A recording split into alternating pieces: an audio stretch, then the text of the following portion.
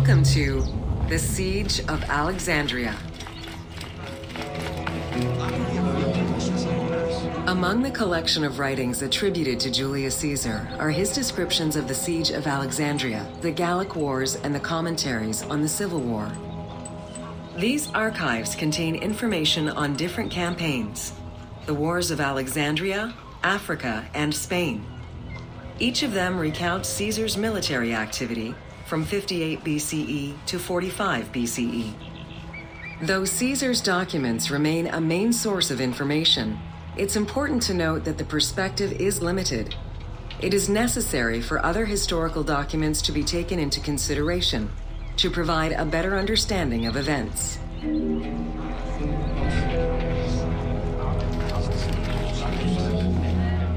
The Siege of Alexandria closely relays the events of the Civil War that led up to the event and describes how Caesar was besieged in the palace of the Ptolemies.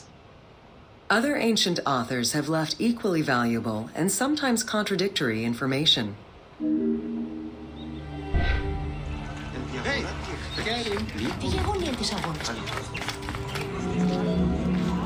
In the events leading up to the Siege of Alexandria, Cleopatra VII and her brother were fighting over control of Egypt.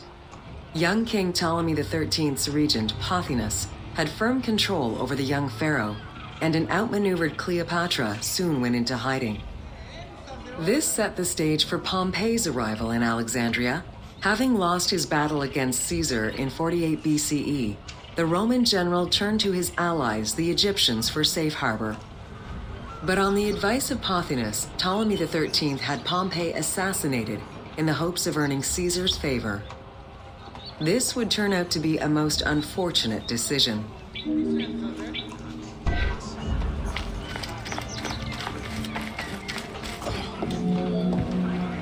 Upon his arrival in Alexandria, Caesar was presented with Pompey's head. The sight of a Roman murdered by Egyptians did not sit well with him. Caesar made his displeasure clear, ordering the return of Cleopatra, and for the siblings to resolve their differences and resume their co-rule of Egypt as per the will of their father. Neither Pothinus nor Ptolemy XIII wished to accede to this demand. While doing his best to aggravate Caesar, Pothinus secretly plotted against the Roman ruler and sent word for Egyptian general Achillas to bring his 20,000 men to fight on his behalf. While Pothinus plotted against Caesar, Cleopatra made a bold move.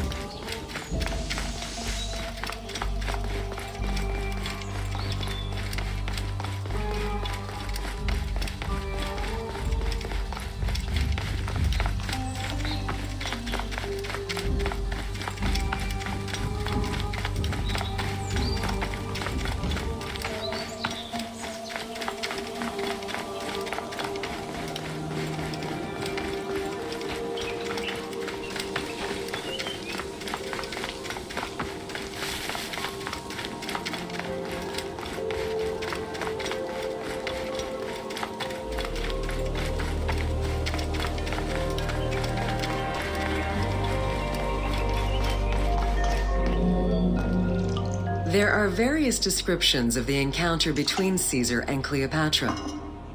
One report states that she snuck into the palace alone at night. Another account claims she was accompanied by an ally and was brought inside the palace wrapped in a carpet bag. Though exactly what happened at this fateful meeting is up for debate, what is known is that Cleopatra met with Caesar and earned his approval. Pothinus and Ptolemy XIII were most vexed with this turn of events.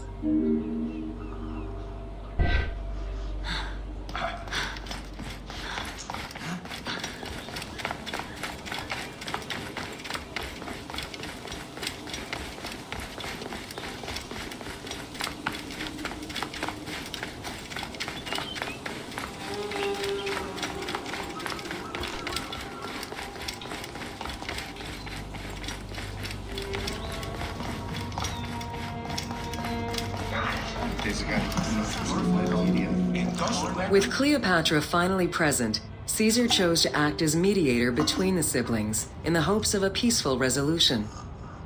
It did not take long for things to sour. During a banquet given to celebrate the reconciliation, there was an assassination attempt on Caesar. It was the Roman leader's own barber who thwarted the attack. Once it was revealed that the king's regent, Pothinus, had ordered the attack, Caesar had him executed. He then placed the young king under guard.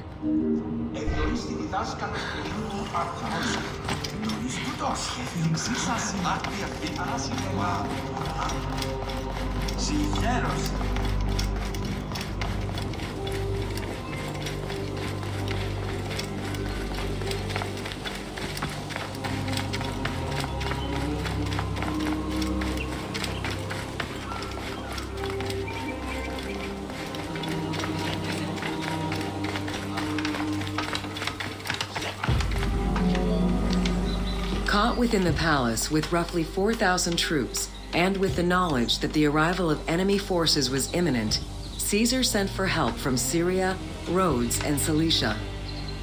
He ordered his men to dig a ditch around the palace and build a wall leading to the harbor. This would ensure Caesar's access to the sea. When Egyptian General Achillas arrived in the city with 20,000 men, the battle for Alexandria began.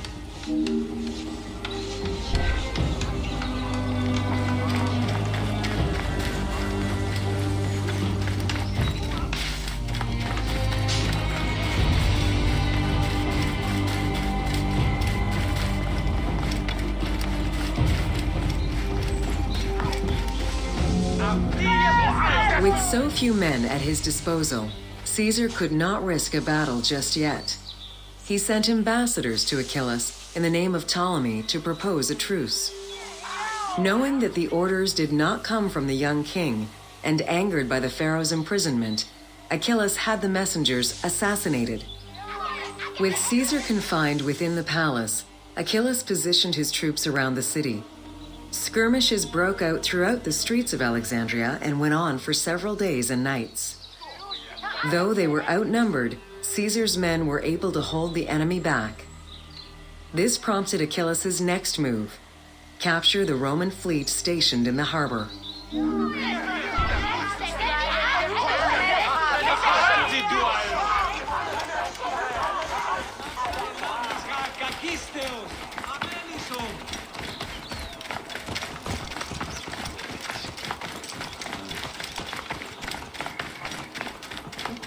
Παρά του ιδίου, ίσως θαλμόν ίδιο κατασχέστηση.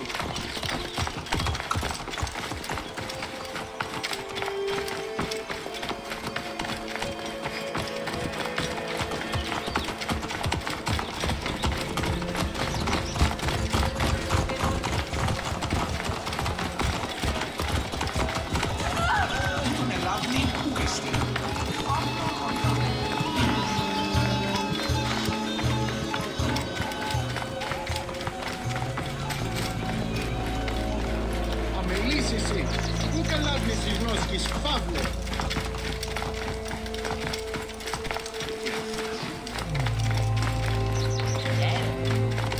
Πού καίστην η οφθαλμή σου έρθει, ό,τι είσαι αμελίας.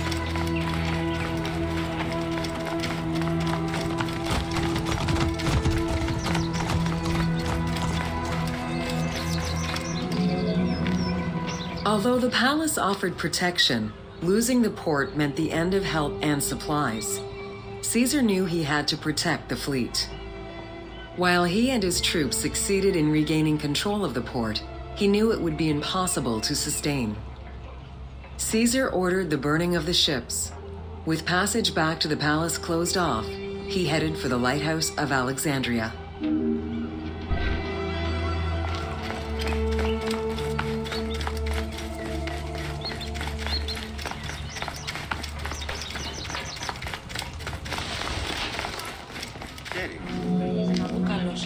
Fighting their way through the Egyptian troops, Caesar and his men eventually reached Pharos Island. There, they took refuge within the lighthouse. With easy access to the open sea, Caesar was able to send messages to his allies requesting reinforcements and more supplies.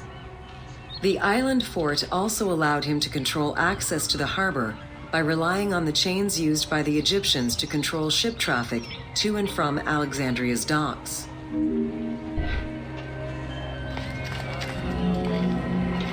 The exact chronology of events during the war in Alexandria remain imprecise.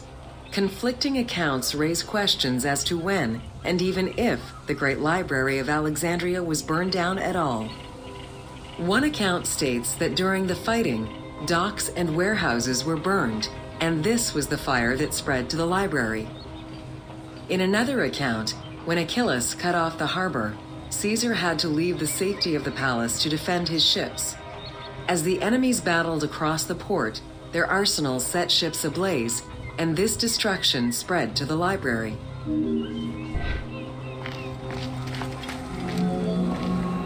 In either case, the Great Library was not completely destroyed. Experts point out that its location was too far from the harbor, and much later texts refer to the Great Library as being intact. Warehouses near the harbor contained manuscript copies awaiting export, and it is more likely that these documents were destroyed than the Great Library itself.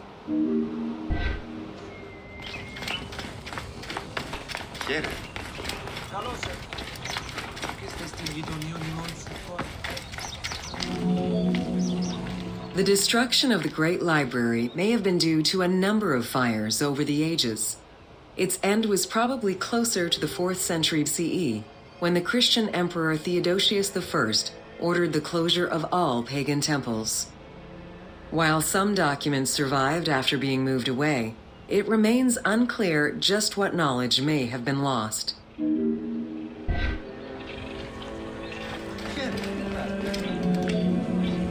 Where there are accounts of Achilles being in control of the battle against Caesar, it appears that instead Cleopatra's sister, siding with her brother, had him killed and put her ally Ganymedes in his place.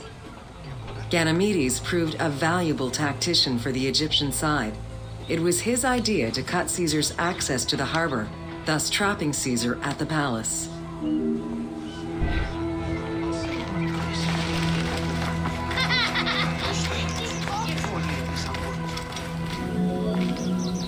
During the time of Ptolemy I, canals had been dug throughout Alexandria to provide fresh water.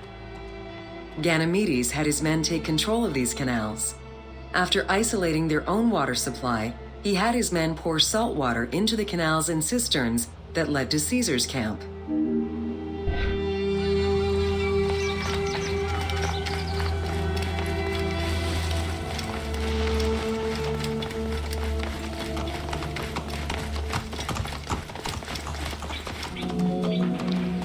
Panic erupted in Caesar's men.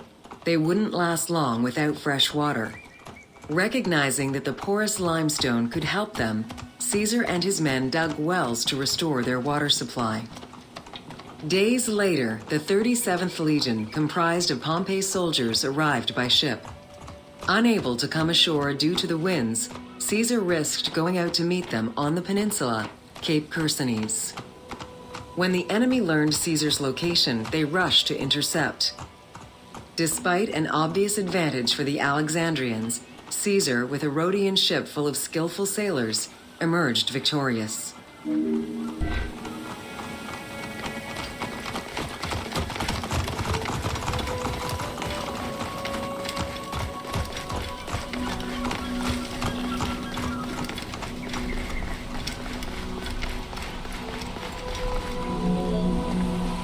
With help from the Allied ships, Caesar's victory enabled him to push the Egyptians back and secure the lighthouse. Gaining control of Pharos Island, sent the Alexandrians into the sea and swimming back to the city. However, Caesar's fortification of the island didn't last long. The enemy regrouped and were set to storm the island. Panic-stricken, in spite of Caesar's encouragement, many of his men then fled their posts, either by ship or jumping into the sea.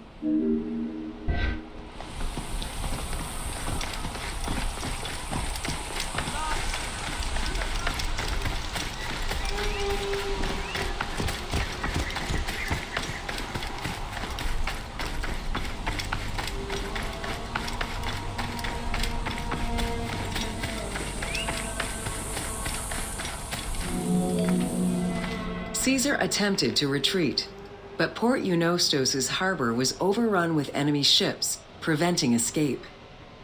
Reportedly, Caesar gathered his papers and leapt overboard in an attempt to swim to an allied ship farther out. Historian Cassius Dio claimed that Caesar would have drowned if he hadn't been able to remove his purple garment. Still, he managed to swim the distance and survive. The Alexandrians recovered the cloak and used it as a trophy to commemorate the Roman debacle.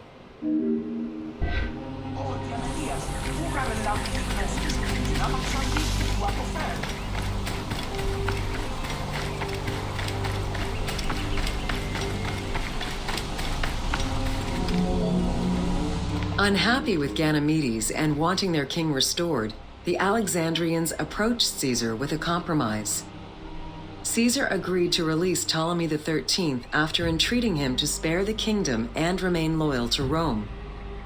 Once freed, however, the king defied the agreement and continued the war.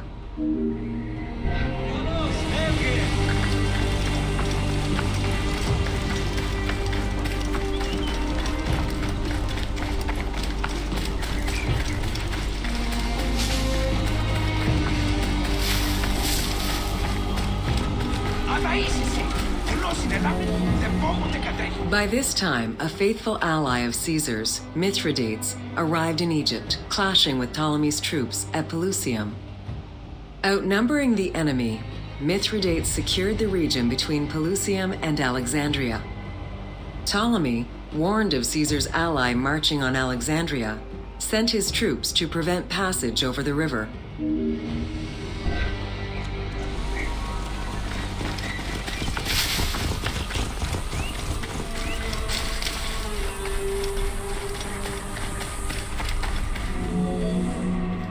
Mithridates warned Caesar in time, and the two groups confronted the armies of Ptolemy in the Delta.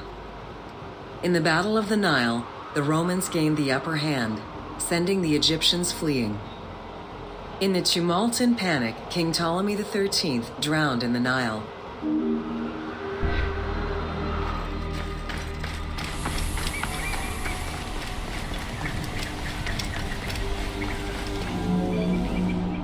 After the siege ended, Cleopatra VII married her younger brother, Ptolemy XIV, enabling her to reign over Egypt until 30 BCE. Under her rule, Alexandria settled into its position within the Roman Empire and eventually surpassed Athens as one of the most important cities in the Roman Empire. Julius Caesar remained in Egypt for a short time. He and Cleopatra would later have a son named Caesarion.